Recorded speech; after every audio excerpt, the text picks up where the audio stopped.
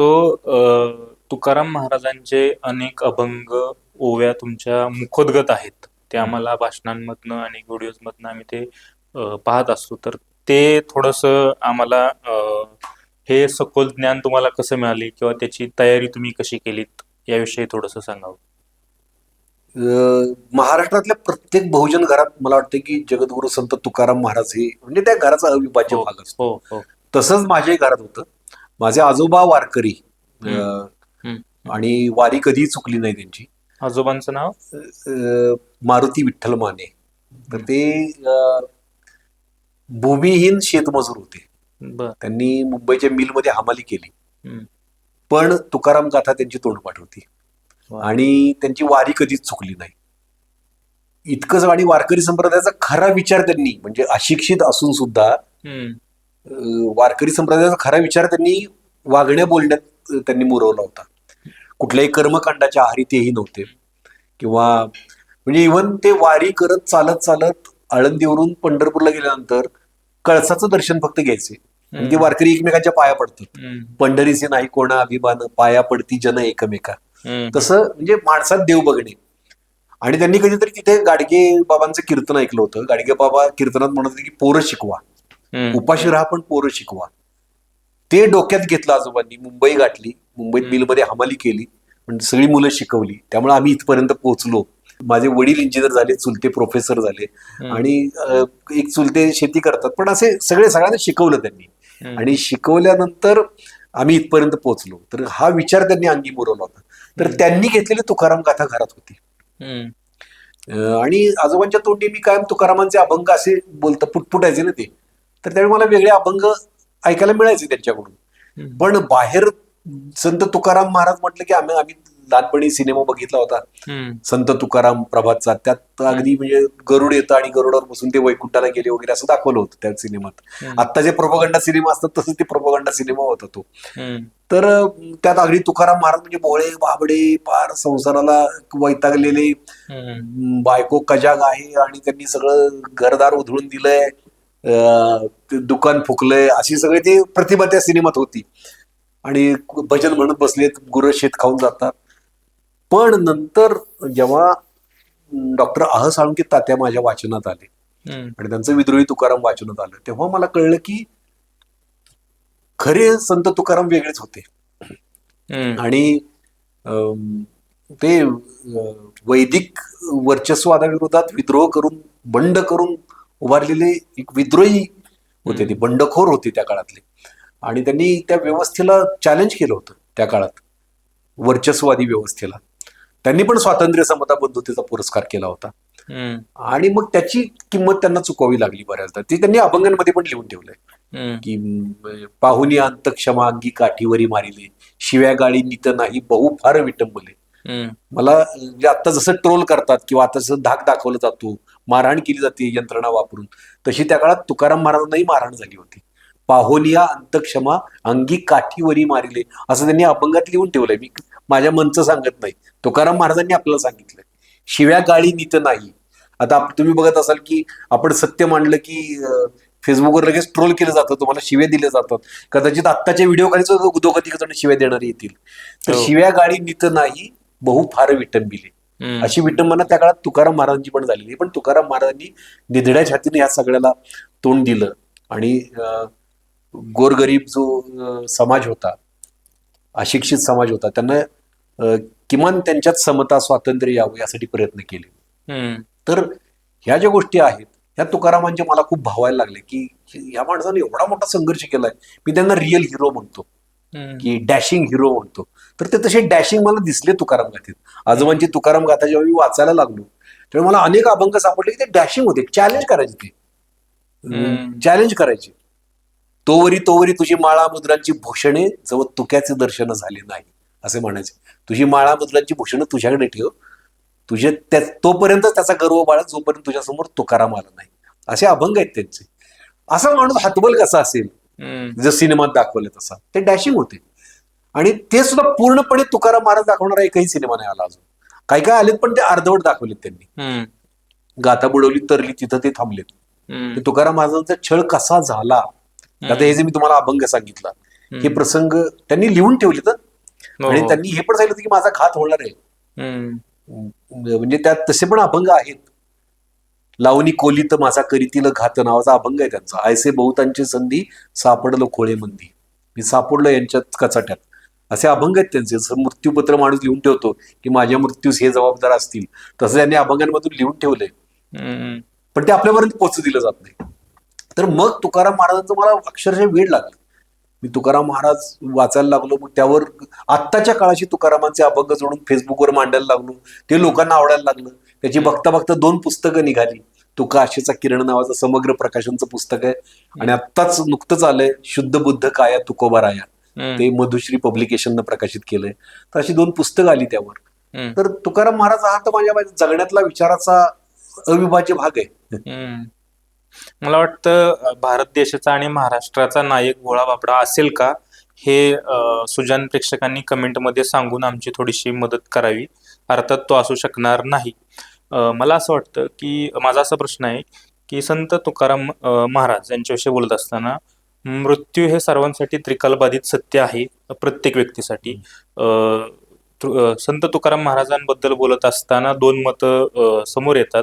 मला असं वाटतं व्यक्तिशः की संत तुकाराम महाराजांचा मृत्यू कशाही पद्धतीनं तो झाला असेल, परंतु ते फक्त समोर आलं की ह्या अमुक पद्धतीनं तो झाला होता.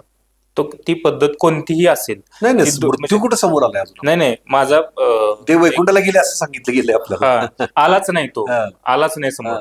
मला एक्झॅक्टली तेच म्हणायचं, मृत्यू समोर आलाच नाही. जर तो आला, फक्त समोर आला की ह्या अमुक अमुक पद्धतीनं ती घटना घडली, तर त्याच्यामुळं समाजाचं, महाराष्ट्राचं काय नुकसान आहे हा माझा प्रश्न नाही. काही नुकसान नसेल तर तो का येऊ दिला जात नाही, कारण खूप मोठी व्यक्ती होती आणि त्यांचा जो काय मृत्यू आहे तो समाजाला समजला खराखुरा. मी म्हणत नाही की तो अमुक पद्धतीनंच झाला असेल. तर आपण त्यांच्या अनुयायी म्हणून त्यांच्या पश्चात आपण कुठंतरी त्यांच्या कारकिर्दीसोबत न्याय केल्यासारखं होईल असं मला व्यक्तिशः वाटतं. मी यावर बोलण्या इतका मोठा वगैरे नाही, परंतु हे असं का लपवलं जातं, किंवा या ज्या काही परिकथा आपण ऐकतो की ते ह्याच्यामध्ये गरुडामध्ये बसून गेले किंवा काय, तर इतका म्हणजे इतकी थोर लेखन परंपरा लाभलेल्या महाराष्ट्रामध्ये ह्या गोष्टी समोर न येणं हे आपणा सर्वांचं दुर्दैव आहे. तर तुमचं याच्यावरती काय म्हणणं, किंवा तुम्ही म्हणून तर सत्यशोधन झालं पाहिजे, ते सत्य लोकांपर्यंत आलं पाहिजे. आता मी माझ्या कलेच्या माध्यमातून आणतोय ना. मी आता हेच आणतोय की जे म्हणजे the Kiran Mane show, story शिवराज्याभिषेक, जे काय करते आतापर्यंत न आलेलं सत्य पुराव्यांसहित समोर आणतंय. तर हे सत्यशोधन माझ्या कलेच्या माध्यमातून मी करतोय. मी जसं मगाशी म्हटलं की मी राजकारणात गेलो तर 100% राजकारण करावं लागेल. माझ्या सांस्कृतिक क्षेत्रातच करण्यासाठी इतकं ते हे आहे. सांस्कृतिक क्षेत्रात मी नुसतं हे करायचं ठरवलं ना तरी मला वेळ पुरणार नाही. मला इतर गोष्टी पण करायच्यात ना, मला इतर प्रकारचे सिनेमे पण करायचे, मला मनोरंजक नाटकं पण करायची आहेत, काही सिनेमे पण त्याच्या बरोबरीनं मला हेही करायचंय. इतकं काम आहे माझ्यापुढे वाढून ठेवलेलं की कलेच्या क्षेत्रातून मी हे सत्य समोर आणण्याचा कायम प्रयत्न करणार.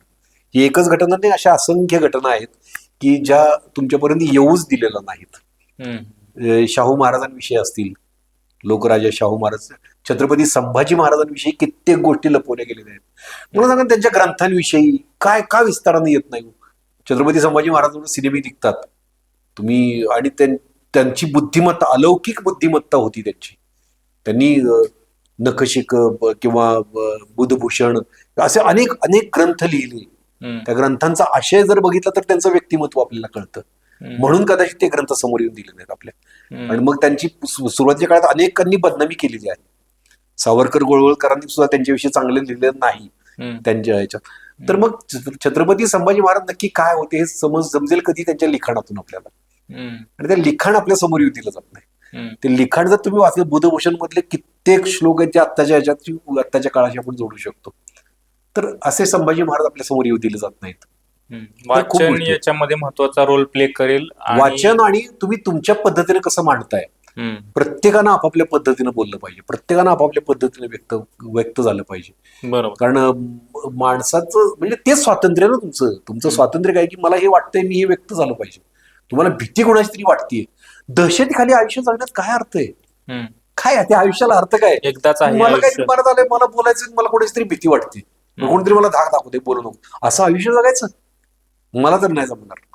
तर सत्य आहे ते मला बोललंच पाहिजे. तर बरं. ह्या गोष्टी प्रत्येकाला वाटल्या पाहिजेत. मी माझ्या कलेच्या माध्यमातून कलाकार म्हणून करू शकतो हे सगळं, ते मी करतोय. डॉक्टर आह साळुंके तात्या यांच्यासोबतचा तुमचा संवाद कसा असतो विविध विषयांवरचा, कुठच्याही विषयांवरचा? ते माझे फ्रेंड, फिलॉसॉफर, गाईड सगळे आहेत. मितवा. मला वाटलं की मनाला आलं, कुठे अडचण आली किंवा असं वाटलं की मी आता इथून माझ्या घरापासून हम्म. 5-10 मिनिटाच्या अंतरावर आहेत, मी जातो त्यांच्याशी बोलत बसतो.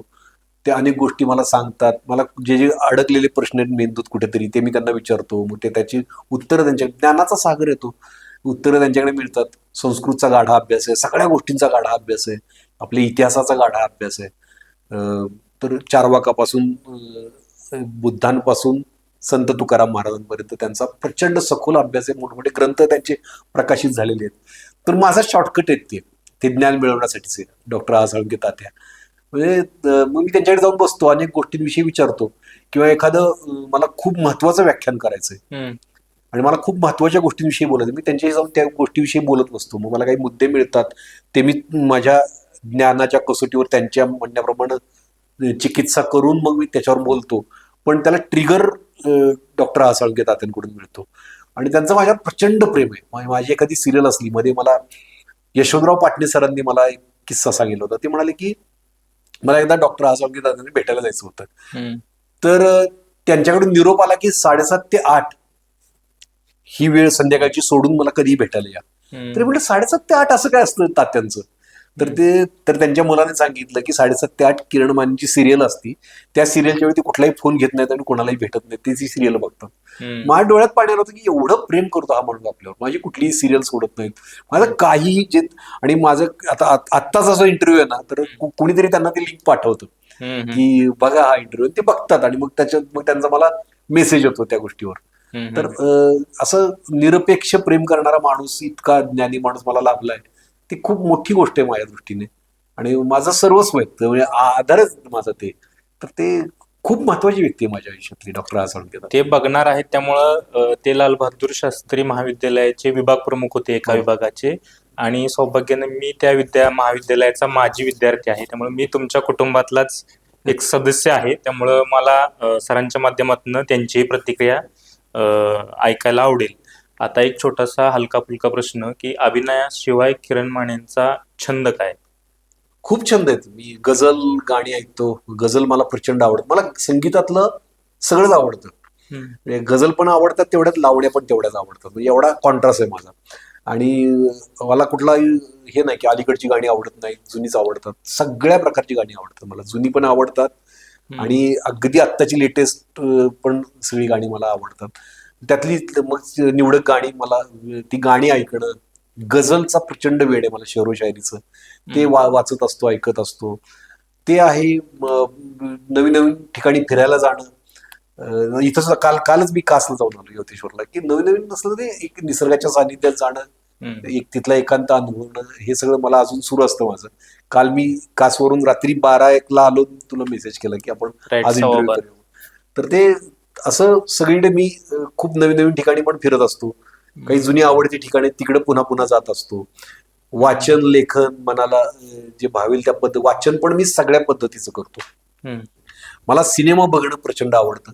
सिनेमेही मी सगळ्या पद्धतीचे बघतो. म्हणजे वर्ल्ड सिनेमे पण बघतो, फेस्टिवल्स फिल्म पण बघतो. आणि मला साधे अगदी उदाहरण द्यायचं तर बिनकामाचा नवरा, हा आपला अशोक सर, हा सुद्धा पिक्चर आवडतो. दादा कोंडकेचे पिक्चर पण आवडतात मला. आणि मला अकिरा कुरोसावाचे पिक्चर पण आवडतात. मला कुठलंही बंधन नाही, सगळ्या पद्धतीचे सिनेमे बघतो. सगळ्या पद्धतीच्या सिनेमांवर मी सिनेमे बघणं हे प्रचंड वेड आहे माझं. त्या सिनेमांवर मग काही माझ्या नोट्स काढतो, माझा म्हणून काही विचार करतो फिल्म मेकिंगवर. मला कधीतरी माझा म्हणून एक सिनेमा काढायचा आहे स्वतःचा. तर त्यावेळी या गोष्टींचा उपयोग होईल असं वाटतं. तसं जर बघितलं तर मी रसरशीत आयुष्य जगतो. माझ्या मित्रांबरोबर गप्पा मारतो. माझे जुने काही मित्र आहेत, अगदी शाळा कॉलेज पासूनचे. कधी कधी मी त्यांच्याकडे जातो, मग दिवसभर रात्रभर फक्त गप्पांची मैफिल असते. कालच माझा एक मित्र आहे राजू सूर्यवंशी, तो नगरला आहे, तो डॉक्टर आहे. त्याचं क्लिनिक मधून त्याला पण हल्ली वेळ मिळत नाही, मला पण.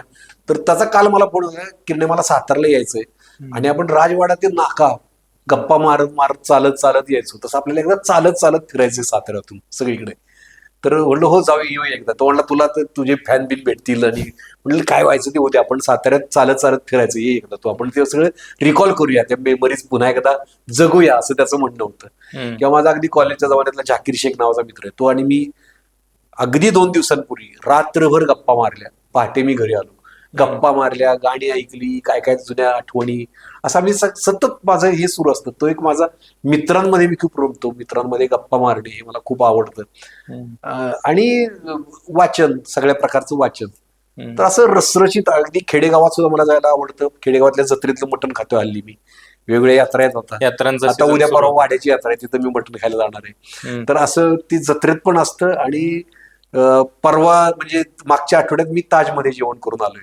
तर असं सगळं असतं, म्हणजे सगळ्या पद्धतीचं आयुष्य मी जगतो. हम्म. 8-10 दिवसांपूर्वी आमचे निर्माते ताजमध्ये होते, मग तिथं आम्ही जाऊन आलो आणि आता जत्रेतलं मटण खायला चाललोय. एवढं व्हरायटी ऑफ लाईफ मला जगायला मिळतं, अनुभवायला मिळतं, हे माझं भाग्य आहे. आणि ते मी पुरेपूर जगतो, रसरशीत जगतो आयुष्य माझं, काही बंधन न ठेवता असं मस्त जगतो मी. एवढं मात्र आहे. आणि आनंद या आनंदात सगळ्या- जगतो, जो आहे तो क्षण, प्रत्येक क्षण त्यावेळी जगतो मी. तुमच्या याच्यामध्ये फॅमिलीचा सपोर्ट म्हणूयात, योगदान म्हणूयात, का तुमच्या कुटुंबात कोण आहे, थोडस आम्हाला तुमच्या फॅमिली विषयी. माझे आई वडील पहिला सपोर्ट सिस्टीम माझी होती. वडील गेले मागच्याच वर्षी, मागच्या 30 मार्चला वडील गेले माझे.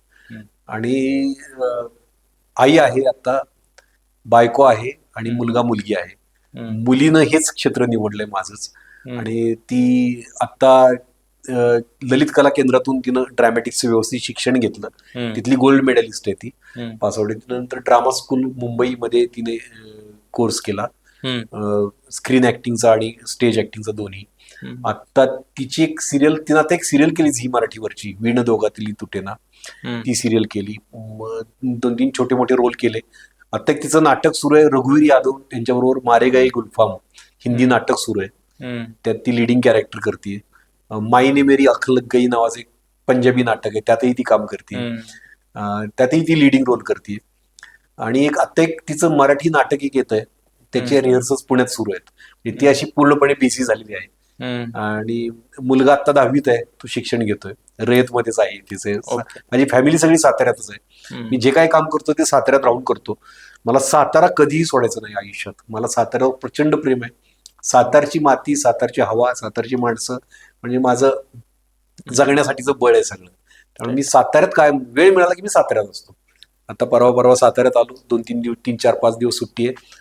एक 10-11 तारखेपर्यंत मी साताऱ्यात आहे. 12 पासून पुन्हा माझे दौरे सुरू. तर असं सगळं सुरू असतं. तर पण सातारा पुन्हा पुन्हा पुन्हा पुन्हा हे इकडे घरटंय माझं.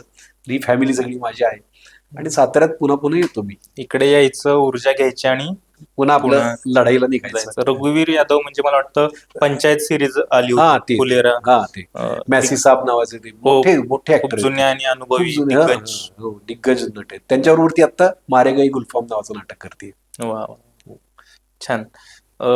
माणसं म्हटली की तणाव हा बऱ्यापैकी माणसाच्या आयुष्याचा भाग असतो. सो तुम्हाला तो येतो का, किंवा तो आला तर तुम्ही तो कसा? तणाव हा आयुष्याचा भागच असतो, फक्त ते तणाव तुम्ही कसा मॅनेज करताय याच्यावर खूप असतं. तर तो मी शिकलोय आता मॅनेज करायला. एकेकाळी नव्हतं मला, तर एकेकाळी तो पेशन्स माझ्याकडे नव्हता पूर्वी. आणि मी खूप अगदी 15, 16, 17, 16 वर्ष झाली. 16 वर्षांपूर्वी मी दारूच्या व्यसनातूनही बाहेर पडलोय. आणि आता 16-17 वर्ष झाली त्याला. पण ती पण एक फेज अनुभवली मी तणावाच्या काळात. ड्रिंक्स घेणं आणि त्या ड्रिंक्सचा कसा परिणाम होतो. मला ह्याच्यात हा प्रश्न विचारायचा आमच्या तरुण मित्रांसाठी, की दारूचं व्यसन लागतं कुठं, कसं, किंवा त्याची सुरुवात कशी होते? ते प्रत्येकाचं वेगवेगळं असतं. तर पहिल्यांदा रिबेल म्हणून आपण सुरू करतो. पिऊ नको म्हणून सांगितलं असतं ना, ते तरुण वयात आपल्याला ते करायची. आणि हिरो आपण बरेच बघितले असतात ना दारू पिऊन हिरोगिरी करणारे. तर ते आपल्याला छान वाटतं सुरुवातीला. आणि ती जरा मेंदू रिलॅक्स होतो. आणि मित्रांच्या बरोबर पार्ट्या करणं म्हणजे आपल्याला वाटतं, मग त्यातनं नवीन नवीन मित्र मिळत जातात. आणि दारू न पिणारा म्हणजे मागासलेला, काय अर्थ नाही आयुष्यात. अरे तू काय बघ काय कंबक्तने पेही नाही असं म्हणायचं. त्यातून आपण प्यायला लागतो.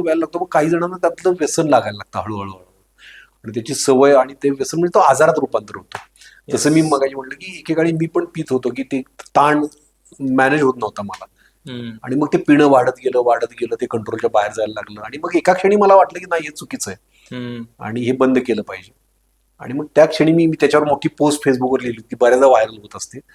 तर त्यापासून बऱ्याच जणांनी प्रेरणा घेतली की दारू कशी सुटते. मग या क्षणी मी सोडली. त्याला आता 16 वर्ष झाली असतील, जवळजवळ 15-16 वर्ष झाली त्याला. मला पण आठवत नाही किती वर्ष झाली ती. पण त्यानंतर एक थेंबही नाही आणि मरेपर्यंत एक थेंबही जाणार नाही.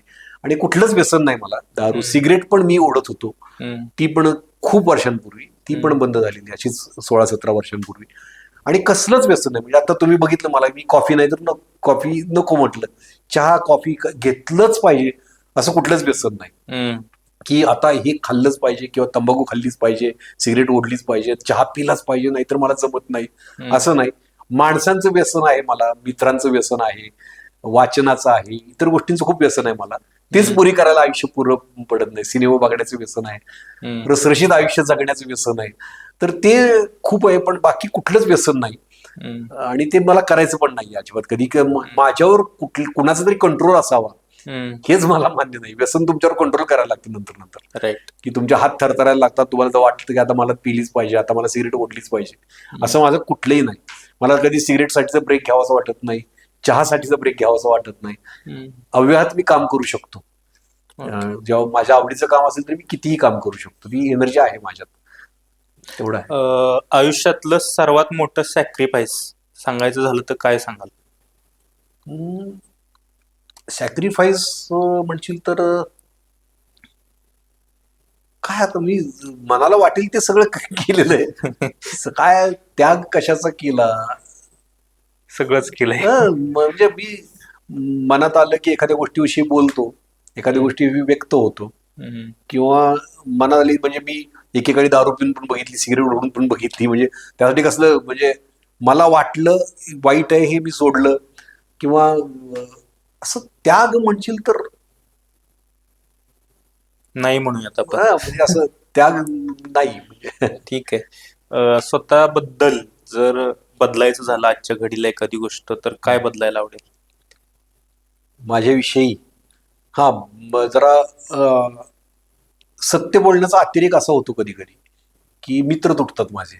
अतिशय परखडपणे मी त्यांना काही गोष्टी सांगतो आणि मग ते मित्र नाराज होतात. मित्रांना मी गुडी खोटं गोड गोड बोलू शकत नाही, पण बऱ्याचदा मी स्वतःला कंट्रोल केलं पाहिजे. बऱ्याच गोष्टी परखडपणा कमी केला पाहिजे. आणि कधी कधी जाऊ दे ही गोष्ट नको बोलायला, असं म्हणून खोटं गोड बोललं पाहिजे असं वाटतं मला. जसं त्याग म्हटलास त्यावेळी सुद्धा मला अधिक आठवलं होतं. मला निगेटिव्ह अर्थाने मी त्याग केला म्हणजे मी समजा या व्यवस्थेशी मान खाली घालून जर असं कॉम्प्रोमाइज करून जर जगलो असतो तर कदाचित अजून खूप सिनेमे केले असते आणि खूप नाटकं केली असती, खूप सिरियल्स केल्या असत्या, कॉम्प्रोमाइज करून जगलो असतो तर. पण मी त्याचा त्याग केला, कॉम्प्रोमाइज करण्याचा त्याग केला मी. कॉम्प्रोमाइज करण्याचा त्याग आणि काही काम हातात घ्यायचं, काही काम, पैसा गेला हातातून काम, त्यामुळे तो लॉस झालाच माझा. आणि माझ्यातली बदलायची गोष्ट म्हणजे मित्रांना, जवळच्या मित्रांना पण खूप सत्य, खूप परखड बोलायची गरज नाही असं मला वाटतं. बरेच मित्र तुटतात. मला मित्र जे अगदी टिकलेत ना ते अगदीच खरे मित्र आहेत. म्हणजे त्यांना मी वाईट पण बोलतो, त्यांच्या स्वभावाविषयी बोलतो, तरी ते माझ्याबरोबर राहतात. ते म्हणतात नाही तू बोलतोय ते खरं आहे.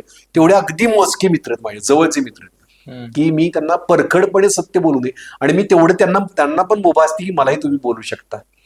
म्हणजे ते मित्र मलाही वाटेल ते बोलू शकतात, जे माझी गोष्ट पटत नाही ती, की ही गोष्ट तुझी किरण, हा तुझ्यात दोष आहे, तू इथं असं नको बोलायला पाहिजे होतं, ते मला बोलू शकतात. जेवढं स्वातंत्र्य मला आहे तेवढं त्यांनाही आहे. असे मित्र माझ्या आयुष्यात आहेत. काही तुटलेत आणि मला असं वाटतं की तुटायला नको होते. असे काही मित्र आहेत की अरे यार हे तुटले विनाकारण, आपण एक गोष्ट बोललो म्हणून तुटले मित्र आपले, असं होतं बऱ्याचदा. त्यातली आहेत, मला त्यांच्याशी बोलावं असं वाटतं, पण त्यांनी मनात राग धरलेला आहे तर आपण जाऊ दे, आता सोडून देत. पण खूप परखड सत्य बोलणं टाळलं पाहिजे. ओके. आता मला याच्यामध्ये एखादा रोल तुम्हाला ऑफर झाला, तुम्ही तो नाकारला आणि नंतर तुम्हाला रिग्रेट झालं, असं काही आहे का? रिग्रेट करावी अशी नाही घटना घडली. काही रोल करू शकलो नाही मी काही गोष्टींमुळे. ते झालं की नाकारलं नव्हतं मी. डॉक्टर बाबासाहेब आंबेडकर नावाची सिरियल होती, ज्यात रामजी आंबेडकर म्हणजे डॉक्टर बाबासाहेब आंबेडकर ही व्यक्ती घडण्यात त्यांच्या वडिलांचा खूप मोठा वाटा होता. रामजी आंबेडकरांचा. ती भूमिका मला चालून आली होती, त्या भूमिकेत माझं सिलेक्शन झालं होतं. पण त्याच वेळी दुसरी 2 कामं घेतल्यामुळे तारखा क्लॅश होतं त्या, आणि मला ती सिरियल सोडावी लागली, तो रोल सोडावा लागला. नंतर त्या निर्मात्यांचा इतका माझ्यावर विश्वास होता किंवा चॅनलचा, की त्यांनी मला नंतर डॉक्टर बाबासाहेब आंबेडकरांचे एक गुरुतुल्य व्यक्ती होती केळुसकर गुरुजी, त्यांची भूमिका मला दिली नंतर. पण रामजी आंबेडकरांचा एक त्याच सिरियलमध्ये मिळाली मला नंतरच्या काळात. पण रामजी आंबेडकरांचा एक तगडा रोल माझ्या हातातून गेला. ती रिग्रेट आयुष्यभर राहिलं माझ्या, की एक तगडा रोल होता मला, पण तो गेला माझ्या हातून. इंटरव्ह्यूच्या आणखी एका इंटरेस्टिंग टप्प्यावर आपण आता आलो आहोत आणि आपण एक छोटासा रॅपिड फायर राऊंड तुमच्यासोबत खेळणार आहोत. सो विदिन अ सेकंड उत्तर अपेक्षित आहे. सो पहिला प्रश्न आहे, तुमची आवडती अभिनेत्री? Within a second? अरे, इतक्या आवडतात अभिनेत्री मला, विदिन अ सेकंड कसं सांगणार मी. जुन्या काळातली नूतन मला आवडायची, माधुरी दीक्षित नंतर आवडायला लागली. आणि आत्ताच्या अगदी ह्याच्यातली दीपिका पदुकोण आहे, आलिया भट आहे. मराठीत म्हणशील तर पूर्वी रंजना होत्या, रंजनाच्या काही भूमिका मला आवडायच्या. आणखीन आत्ता मराठीत मुक्ता बर्वे मधला काही काळ आवडत होती मला खूप. सोनाली कुलकर्णी आवडत होती म्हणजे आता बंद झाली? आवडत होती म्हणजे अलीकडे तिच्या फारशा काही तगड्या भूमिका नाहीत बघायला मिळाल्या मला. ओके, हा. मधल्या काळात खूप तगड्या भूमिका बघायला मिळाल्या. नंतर आता अलीकडच्या काही भूमिका मला अजिबात आवडल्या नाहीत अलीकडच्या, पण ती चांगली अभिनेत्री आहे, चांगली अभिनेत्री आहे ती. अगदी सिनियर सोनाली कुलकर्णी असेल, अमृता सुभाष असेल, चांगल्या अभिनेत्री आहेत या सगळ्या. ठीक आहे. आवडता अभिनेता हा प्रश्न सरांना अजिबात विचारणार नाही, ते तुम्ही कमेंट बॉक्स मध्ये सांगायचं आहे. मला माहितीये, सगळ्यांना माहितीये. सो आपण जाणीवपूर्वक सरांना बोलायला देणार नाही. पुढचा प्रश्न आहे, पैसा की पॅशन, याच्यामधलं एक निवडायचं तुम्हाला. पॅशन अशी करायची ज्यातून पैसा मिळेल. म्हणजे दोन्ही. पॅशन महत्वाची आहेच, सगळ्यात महत्वाची पॅशन, पण पैसाही तेवढाच महत्वाचा आहे. पण पैशासाठी पॅशन नाही सोडणार मी कधी. राईट. तुमच्या पॅशनसाठी कदाचित पैसा आवडत्या अभिनेत्याच हे वाक्य आहे की गुरबत में काय ते ना, की गरिबीमध्ये नाही करायचं, पैसा भरपूर कमवायचा. पैसा पाहिजे, पैसा गरजेचाच आहे, पण पॅशनच आपली आहे ती अशी फॉलो करायची ज्यातून पैसा मिळेल. राईट. वाम मार्गाने पैसा नाही कमवायचा कधी. मला काहीतरी वाईट गोष्टी करून नाहीत पैसा कमवायचे, आपल्या हक्काचं आहे ते मात्र मिळवायचं. राईट. एक ड्रीम रोल? ड्रीम रोल खूप आहेत, खूप आहेत. म्हणजे टॉम हँक्सनं केलेले सगळे रोल मला करायला आवडतील, आणि तेवढ्या ताकदीचा अभिनेता व्हायचा आहे मला खरं तर. असं आहे, टॉम हँक्स एक मला त्यानं केलेली भूमिका प्रचंड आवडतात, आणि तेवढ्या ताकदीचं आपल्याला व्हायचंय हे मला माहिती आहे, आणि तशा भूमिका मला करायच्यात. ओके. आवडता दिग्दर्शक? ते पण खूप आहेत रे. आवडते दिग्दर्शक बाहेरचे पण खूप आहेत, पण भारतातले म्हणशील तर अनुराग कश्यप आत्ताचा आहे, ज्याच्याकडे काम करायला खूप मजा येईल, मला आवडेल खूप काम करायला. त्याची जी स्टाईल आहे ना अभिनेत्यांकडून काम काढून घेण्याची, ती भयानक आवडते मला. अनुराग कश्यपकडे काम करण्याची अतीव इच्छा आहे माझी.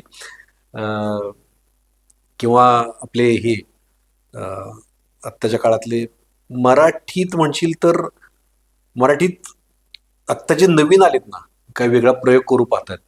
शेखर बापू रणखांबे असेल किंवा अमर देवकर असेल, आत्ता अगदी अलीकडे जे आले, किंवा तेंडल्या नावाचा सिनेमा आला त्यातलं सचिन जाधव, असे काही ऑफबीट काही मी करणारी लोक बघितलीत मी मराठीत. अशा लोकांच्या बरोबर मला खरंच काम करायला आवडेल. की निपुण धर्माधिकारी एक मला हे नाव अपेक्षित होतं, माझा खूप आवडता. म्हणजे तू आता विचार अचानक आठवत नाही, कारण एवढं डोक्यात आहे ना. तू अभिनेत्रीचं तू म्हणतात, मला आता इथून गेलं मला वेगळी अभिनेत्री आठवेल, किंवा दिग्दर्शक आणखी वेगळा. निपुण धर्माधिकारी जो आहे त्याच्याकडे मला काम करायला प्रचंड आवडेल. त्याचं नाटक असो किंवा सिनेमा असो. पण खरंच निपुणने अजूनपर्यंत माझं काम नसेल बघितलेलं, जे उत्कृष्ट काम असेल ते त्याला दाखवावं अशी माझी इच्छा आहे. सुनील सुकथनकर आणि सुमित्रा भावी ही जोडी जी होती ना, त्या जोडीकडे काम करायची खूप इच्छा होती माझी. ते मराठीतलं खूप प्रॉमिनंट नाव आहे ज्यांनी मराठी सिनेमाला वेगळं वळण दिलं. तर सुमित्रा भावे आता नाही आहेत, पण सुनील सुकथनकरांनी कधी सिनेमा केला तर मला त्यांच्याकडे काम करायला खूप आवडेल. त्यांनी नुकतंच माझं काम बघितलंय आणि त्यांनी माझी दोन नाटकं त्यांनी माझी बघितली आहेत. त्यामुळे अलीकडे त्यामुळे आता ह्यापुढे त्यांनी सिनेमा केला तर मला असं आवडेल की त्यांच्याकडे काम करायला आवडेल. असे काही लोक आहेत किंवा खूप आहेत, मला आता अचानक नावं नाहीत आठवत मला, पण अचानक डोक्यात येत नाहीत. पण असे खूप दिग्दर्शक आहेत ज्यांच्याकडे मनापासून काम करायला आवडेल की अरे यार हा दिग्दर्शक वेगळा आहे, चांगलं काम करणार आहे. आत्ता सुद्धा आज माझ्या डोक्यात विचार चाललाय की कॉलेजमध्ये इंटर कॉलेजिएटमध्ये चांगल्या एकांकिका केलेल्या पोरांच्या एकांकिका आहेत बालगंधर्वला पुण्यात 9:30 रात्री. मला सारखं वाटतंय, मला आज घरातले म्हणतात की इतक्या दिवसांनी एकतर तुम्ही आलाय, त्यातला एक दिवस परत पुण्याला जाणार, पण मला हे नवीन मुलांचं काम बघायला आवडतं. नवीन मुलांमध्ये नवीन आत्ताच्या बदलत्या जीवनशैलीतलं काहीतरी येतं, नवीन काहीतरी येतं, तर ते बघायला मला खूप आवडतं. त्यातले काही दिग्दर्शक मला प्रचंड आवडतात, ज्यांना असं वाटतं की आपण चान्स द्यावा. जसं आता मी यात सुद्धा जो पहिल्यांदा जो दिग्दर्शक होता स्टोरी शिवराज्याभिषेकाची मध्ये, तो असाच निवडला होता मी, की त्याने एक नाटक केलंय. ते नाटक खूप वर्ष मधून प्रयोग होतात, ते खूप यश त्या नाटकाला नाही मिळालं, पण ते नाटक वेगळं आहे, चांगलं आहे. पण मी त्याला काही फारसं काम पण कोणी देत नव्हतं, कारण त्या नाटकाला फारसं यश न मिळाल्यामुळे त्यानंतर त्याचं नाटकच कुठलं आलं नाही. 5-6 वर्ष तो धडपडतोय. त्याला मी म्हटलं की चल माझं नाटक बसवायला ये. ती रिस्क होती खरं, खूप नावाजलेले दिग्दर्शक काम करायला तयार होते या कामासाठी, आपल्या प्रोजेक्टसाठी, पण मी त्याला घेतलं. त्याला म्हणलं तू, कारण याची काहीतरी विजन असते नवीन मुलांची. आता अर्थात त्यानं ते नाटक शेवटच्या महिन्यात तो अचानक काही कारणाने दुसरं त्याला एक काम मिळालं मोठं म्हणून तिकडे गेला तो, पण तोपर्यंत त्याच्या विजनचा काहीतरी मला फायदा झाला त्या नाटकाला, असं झालं. अशा वेगवेगळ्या लोकांबरोबर काम करा. मुवमेंट दिग्दर्शक म्हणून एक गोव्यावरून आणला होता केतन कदम, किंवा क्रिएटिव्ह दिग्दर्शक असेल किरण सिंग चव्हाण. प्रत्येकाची स्टाईल वेगळी असते, त्यातून आपल्याला शिकायला खूप मिळतं. पण मला असे नव्या दमाचे ताजे असे आवडतात. राईट, नवीन थॉट, नवीन क्रिएटिव्हिटी. थोडा आमचा रॅपिड फायर राऊंड प्रश्न असा होता की त्याचं वक्तृत्व स्पर्धेत रूपांतरण झालंय. तुमचा आवडणारा डायलॉग?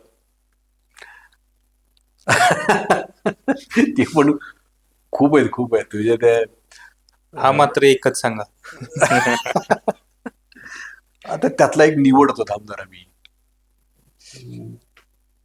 मी माझ्या शत्रूंना काय म्हणतो, आपली कुर्सी की पेटी बांध लो मौसम बिघडने वाला है, बेटे को हात लगाने से पहले बाप से बात कर. असे खूप खूप डायलॉग आहेत. पण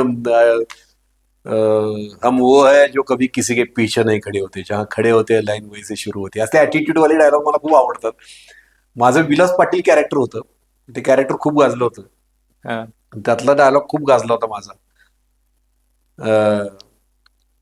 पाटील, विलास पाटील, नाव पुढं पाटील आहे म्हणून माज करत नाही आपण, आपला माज बघून दुनिया पाटील म्हणते आपल्याला. असे डायलॉग खूप गाजले होते. खूप आहेत डायलॉग, पण खूप आहेत रे, असं एक नाही सांगता येणार. राईट, एकच एक डायलॉग आवडत राहिला आयुष्यभर असं नसतं, खूप असतं. निश्चितच नवीन नवीनच काहीतरी आवडून जातं. म्हणजे काही असे प्रेरणा देणारे डायलॉग मला कायम आठवतात. ह्याच्यात एक डायलॉग आहे बघ, रंग दे बसंतीमध्ये. तो परफेक्शनली मला आठवत नाही की जिंदगी जीने के 2 तरीके होते हैं, या तो त्या असं आहे की आयुष्य जगण्याचे 2 मार्ग असतात. एक तर जे होतंय ते होत राहू देत, ते सहन करत राहणं, किंवा दुसरा मार्ग त्याच्या विरुद्ध आवाज उठवणं. असा तो डायलॉग आहे, त्या अशा अर्थाचा तो डायलॉग आहे. तो एक असा मेंदूत फिट बसला होता म्हणजे की अरे हा डायलॉग मस्त आहे. ठीक आहे, आता आपण रॅपिड फायर राऊंडला पूर्णविराम देत आहोत. देणं ते गरजेचंच आहे. ग्रामीण भागातील मुलांना अभिनय क्षेत्रात यायचं असेल, कारण तुम्ही स्वतःच त्यासाठीच एक रोल मॉडेल आहे, हे पण आम्हाला अगदी थोडक्या नेमक्या भाषेत की मुलांना समजेल, आणि उद्याच आणखी एखादा किरण माने साताऱ्यातनं मुंबईला जाईल असं काहीतरी. जसं मी मगाशी इंटरव्ह्यू मध्ये सांगितलंय की आता कसं रीलमुळे ग्रामीण भागातल्या मुलांना खूप चान्स सोपा आहे.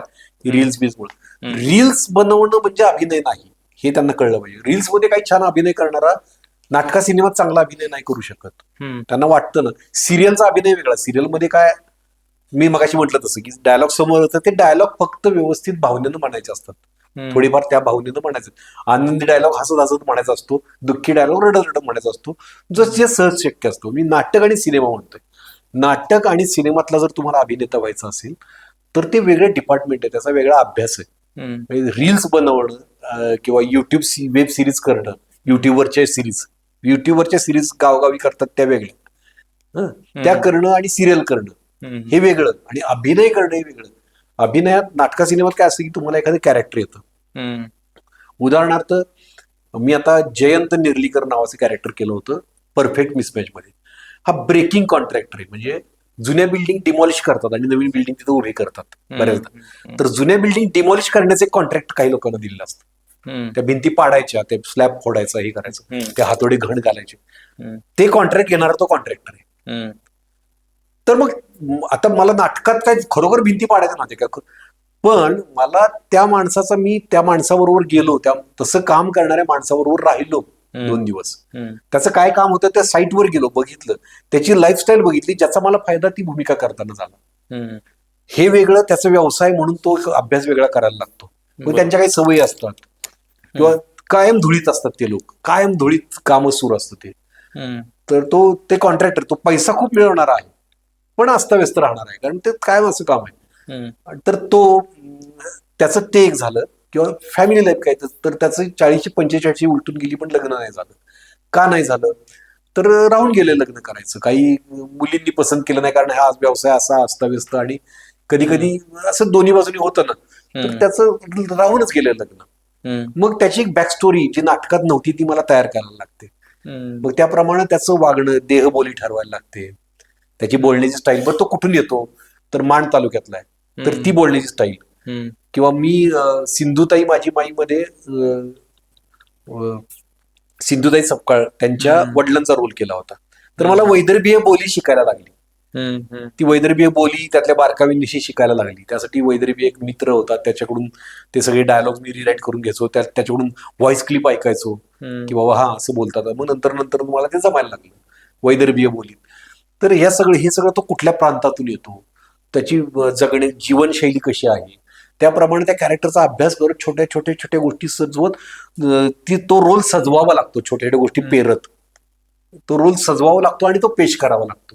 आणि मग नाटकाची पद्धत वेगळी असते आणि सिनेमाची पद्धत वेगळी असते. तो आपल्या इंटेलिजन्सनुसार दोन्हीकडे काम करावं लागतं. तर तो खूप मोठा मेडिकल इंजिनिअरिंग सारखा तो अभ्यास आहे, सखोल अभ्यास आहे. अभिनेता व्हायचं असेल तर त्याचा प्रॉपर ट्रेनिंग घ्या, काही नाटकांमध्ये काम करा आणि मग सिनेमा नाटकात काम करण्यासाठी मागे लागा. जर तुम्हाला सिनेमा नाटकातला अभिनेता व्हायचंय तर मग तुम्ही रील्स करत असल्यावर एखाद्या सिरियलमध्ये काम मिळेल तुम्हाला, याच्या पलीकडे फार काही मिळणार नाही. बरोबर, असं होतं. आणि सिरियलमध्ये काम मिळणं म्हणजे करिअर नाही. सिरियलमध्ये काम मिळणं म्हणजे पैसा सुरू राहतो तुम्हाला, पण ते करिअर नाही होत तुमचं. सिनेमा नाटकात जेव्हा तुम्ही प्रॉमिनंट ऍक्टर म्हणून हे करता त्यावेळी तुमचा अभिनेता म्हणून करिअर होतं, त्याला करिअर म्हणतात. की सिनेमा नाटकात तुम्ही काम करणं, ते सिनेमा नाटकं गाजणं, त्यानंतर करिअर होणं. सिरियलमध्ये एका सिरियलमध्ये तू सर लीड रोल केला तर कधी कधी 10-10 वर्ष बसून राहणारे नट मी बघितलेत, पुढे कामच मिळत नाही त्यांना. असं होतं. अशी उदाहरणं पण आपल्याकडे आहेत. खूप गाजलेली सिरियल आहे, नंतर कामच नाही, मग नंतर 5-6 वर्षांनी एक काम मिळालं, ती सिरियल परत 5-6 वर्ष गप्प बसला. असं असतं. त्यामुळे सिरियल मधलं काम म्हणजे करिअर नसतं आणि रील्स म्हणजे करिअर नसतं. करिअर नाटका सिनेमात होतं अभिनेता म्हणून. हे मी अभिनेता म्हणून सांगतोय. सेलिब्रिटी व्हायचं असेल तर कोणीही सेलिब्रिटी होतो. म्हणजे सूरज चव्हाण हा सेलिब्रिटी आहे, अभिनेता नाही. राईट. किंवा प्रभू असेल, छोटा डॉन काय असतं त्याला म्हणतात, तो सेलिब्रिटी आहे, तो अभिनेता नाही. तर हे वेगळे, अभिनेता म्हणून सेलिब्रिटी होणं वेगळं. माझ्या मित्रांची खूप डिमांड होती खरं तर की तू सूरज चव्हाणचा इंटरव्ह्यू घे, किंवा माझ्या एका मित्राला त्याची चिड पण आहे की आपण खूप शिकलोय, एज्युकेटेड आहे, त्याच्या पद्धतीने तो सेलिब्रिटी आहे, वाईट 100% आहे. पण अभिनेता वेगळं, तो माणूस पण चांगलाच आहे. पण एक असूया कुठेतरी तरुण पिढीच्या मनात निर्माण होते. पण असूया पण लोकांना वाटायला लागतं की आपण असं केलं की आपण पण स्टार होऊ. तसं नसतं. बरं, त्यात रील्स मध्ये तुला जर करिअर करायचं त्यात पण खूप अवघड आहे. म्हणजे एखादाच सूरज चव्हाण होतो, अशी करणारी, त्याच्यासारखी रील्स करणारी हजारो आहेत, पण सगळे नाहीत होत. तर अशा गोष्टी असतात. तर या गोष्टी खूप असतात. म्हणजे प्रत्येक गोष्ट तुम्हाला रील्स मध्ये जर काय तर मग पूर्ण रील्सचाच अभ्यास करा आणि मग त्यात सुद्धा तुम्हाला काय मिळेल माहित नाही. पण तो संघर्ष पण मोठा आहे, खूप मोठा संघर्ष आहे. तर या सगळ्या गोष्टी, तुला पॉडकास्ट करायचं म्हटलं तरी संघर्ष खूप मोठा आहे. पॉडकास्ट करणाऱ्यांचं छोट्या छोट्या गोष्टींवर आपण बोललो की जी गाजलेली पॉडकास्ट आहे त्याची गाजण्याची कारणं खूप वेगवेगळी असतात, ती सगळी तपासावी लागतात तुम्हाला. राईट. अगदी. म्हणजे मग त्याचा अभ्यास एक वेगळा आहे.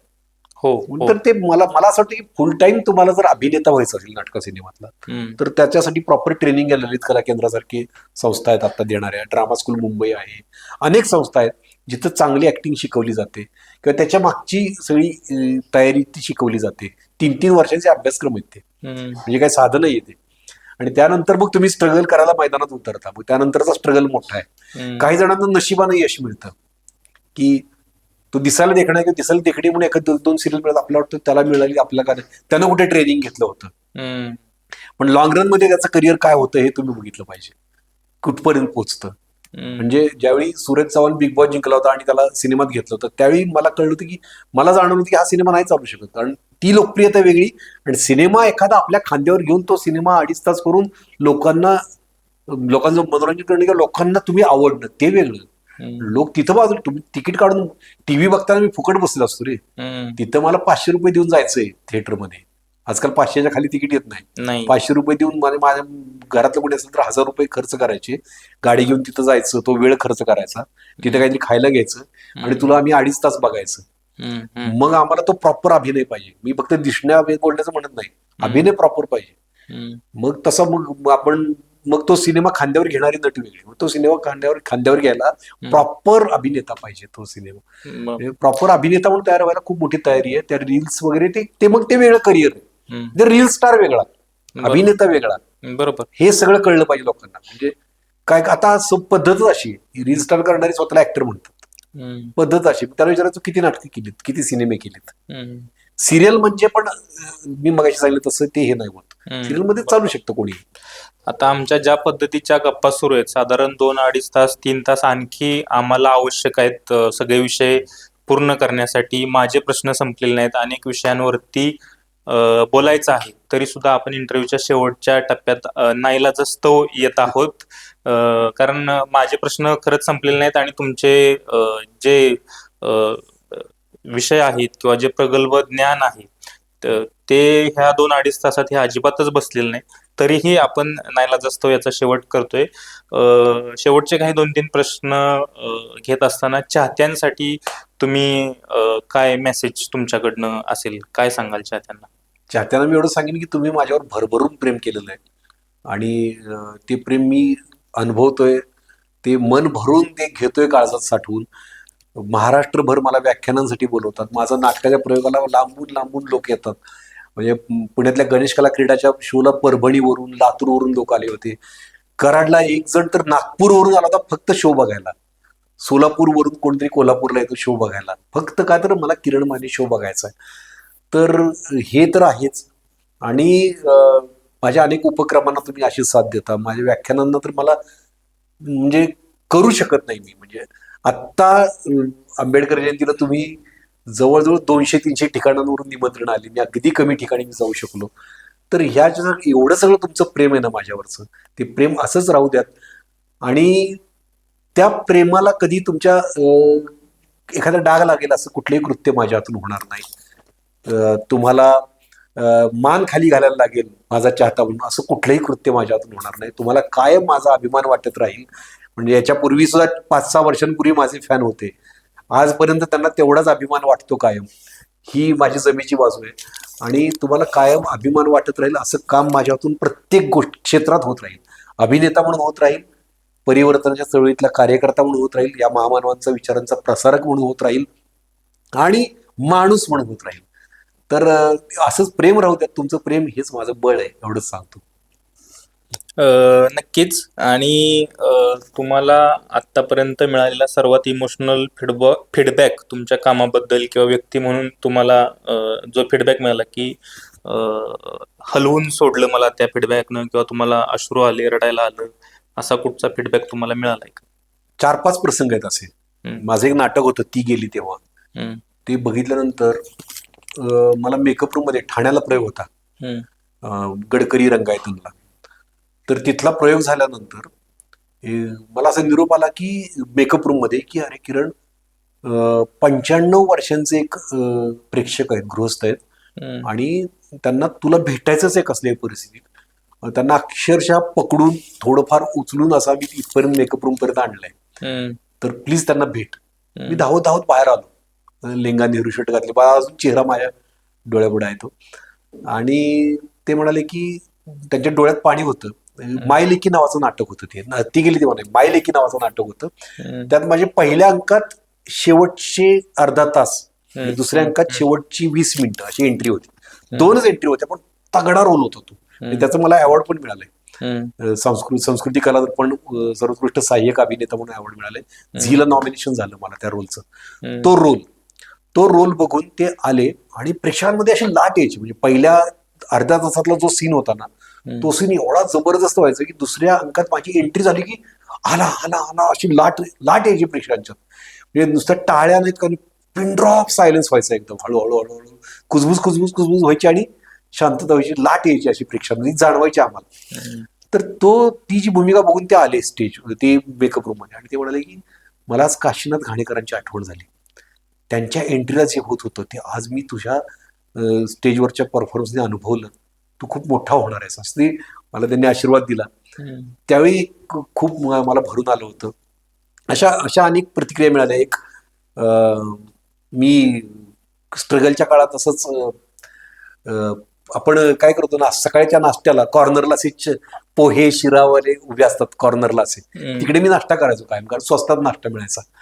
तर तिथे एकदा मी नाश्ता करत होतो आणि माझी सगळी नाटकं, मी तुम्हाला म्हटलं की माझी 10 नाटकं आली, त्यातली त्यावेळी 7 का 8 नाटकं येऊन गेली होती. त्यावेळी स्ट्रगल सुरूच होता. आणि मी सकाळी सकाळी दादरच्या एका कॉर्नरला पोहे स्वस्त मिळतात म्हणून पोहे खात होतो. आणि तिथे एक जण आले, काहीतरी बेळगावकर काहीतरी आडनाव होतं, आणि त्यांनी सांगितलं की मी तुझं एकही नाटक आजपर्यंत सोडलेलं नाही.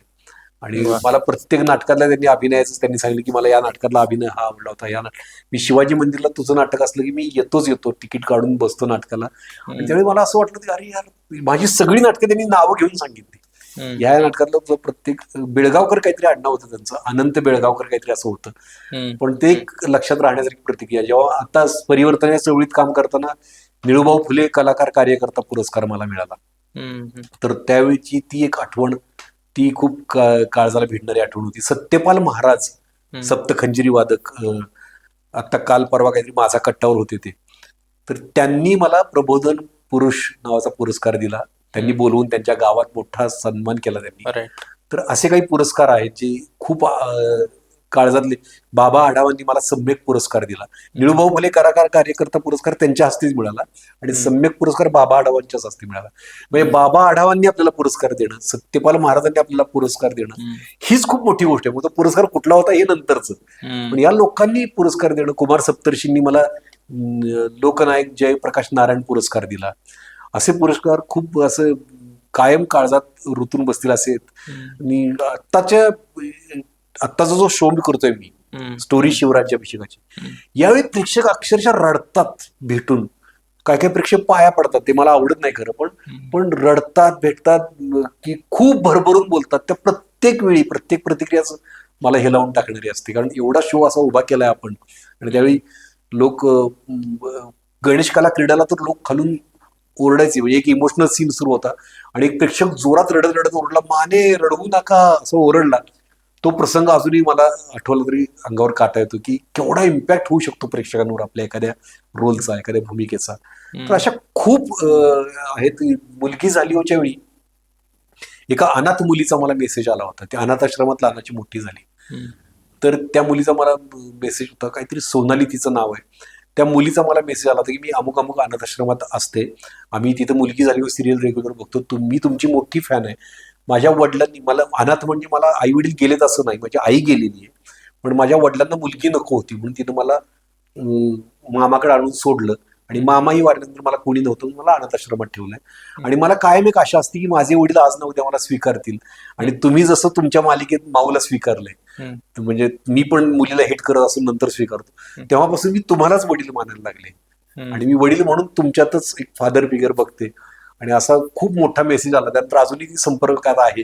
पण तो एक खूप मोठी जबाबदारी वाटते की आपली एखादी भूमिका बघून एवढं लोकांना वाटते का, अनाथ मुलीला वाटतं की मी तिचा बाप आहे, ही केवढी मोठी कॉम्प्लिमेंट आहे आपल्या भूमिकेला. तर हे सगळं खूप भारावून टाकणार आहे, प्रत्येक गोष्ट भारावून टाकणारी. असे खूप प्रसंग घडले. निळू फुलेंनी मला बोलवून घेणं, अशोक सराफांनी एकदा माझ्या कामाची स्तुती केली होती. माझ्या घरी येऊन वडिलांना सांगितलं होतं की माझ्या बरोबर माझ्या ताकदीनं उभं राहणं हे सोपं काम नाही, किरण करतोय, हा स्वतःचं स्थान मिळवणार, हे अशोक सराफांनी म्हणणं. ह्या सगळ्या गोष्टी खूप प्रेरणा देणाऱ्या आहेत, खूप बळ देणाऱ्या आहेत. तुम्हाला मिळालेले पुरस्कार, अभिनेते अशोक सराफ, अभिनेते निळू फुले, बाबा आढाव, तुमच्या आयुष्यातले प्रसंग, राजकीय कारकीर्द, यावरती बोलणं मी टाळतोय, कारण याच्यावरती एक वेगळा सेपरेट पॉडकास्ट इंटरव्ह्यू होईल हे मला माहिती आहे. त्याच्यामुळं त्याच्यावरती आणखी सखोल चर्चेची गरज आहे. आणि आपण नाही अरे, काय झालं माहिती का, प्रत्येक पॉडकास्टला एक तो प्रॉब्लेम काय होतो माहिती का, मी सगळं मी जसं तुला म्हणलं की रसरशीत आयुष्य जगतोय, तर माझ्या आयुष्यात अनेक भाग आहेत रे. मी अभिनय म्हणून माझा एक वेगळा भाग आहे. त्याच्यामुळे काय होतं, हा, ते कशावर तुम्ही बोलणार? नाही कशावर बोलण्यापेक्षा आमचं प्रश्न विचारणारा म्हणून किंवा श्रोते म्हणून आमचं समाधान होत नाही. हो. तुम्ही कशावर बोलणार हा मुद्दा नाही. तुम्ही बऱ्याच गोष्टींवरती बोललात, बऱ्याच गोष्टींवरती दिलत, पण आम्हाला काही ते पुरलं नाही, पुरेसं पडलं नाही. त्याच्यामुळं ही डिमांड कायम राहणार आहे. ही थोडंसं काय म्हणतात ते एक असमाधान किंवा काय त्याला योग्य शब्द होईल. तर शेवटचा प्रश्न माझ्याकडनं आहे की लोकांनी तुमच्याकडनं काय शिकावं? मी एवढा मोठा नाही की माझ्याकडून काहीतरी शिकावं, पण आत्ताच्या काळात व्यक्त होणं, निर्भीडपणे व्यक्त होणं, हे प्रत्येकानं शिकण्याची गरज आहे. कारण आज काळ असा आहे की खूप विचित्र काळ आहे.